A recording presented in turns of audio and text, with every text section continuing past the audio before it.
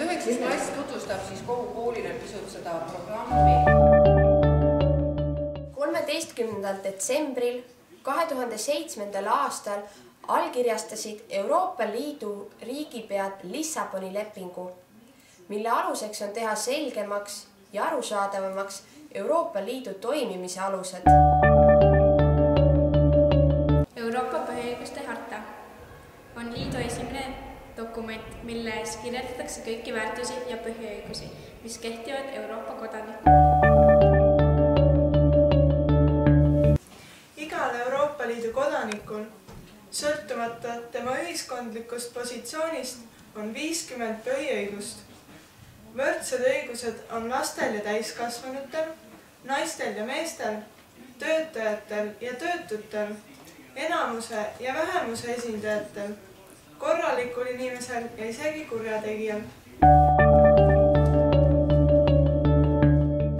Kas teie teate, mis need õigused on?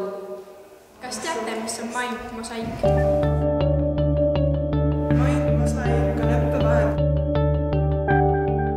13–16-aastastele õpilastele Euroopa põhiõiguste harta õpetamiseks. Selle programmi abil saame teada ja mõista oma põhiõiguseid. Analüüsime nende õiguste tähtsus igapäevaelus. Mõtleme sellele, kas inimestel kohustused on tema õigustega seotud. Mõista paremini kodanikuks olemise tähtsust. Osaleda konkursil, mille peaauhind käsitsi valmistatud looduslik keraamiline kunstiteos, mis illustreerib ja tutvustab Euroopa põhiõiguste hartat. Põhiõiguste harta on tõend demokraatliku ühiskonna kõikide kodanike tähtsusest. Inimõiguste harta 6 peatükki räägivad väärikusest, võrdsusest, õiguse mõistmisest, solidaarsusest, kodanike õigustest. Koolis iga päev õpime, Suhtleme, riidleme, lepime, pettume, taasavastame, tunneme igatsust, ootame midagi enneolematut. lahutamatuks kaaslaseks olgu väärikus, endast ja teistest lugupidamine.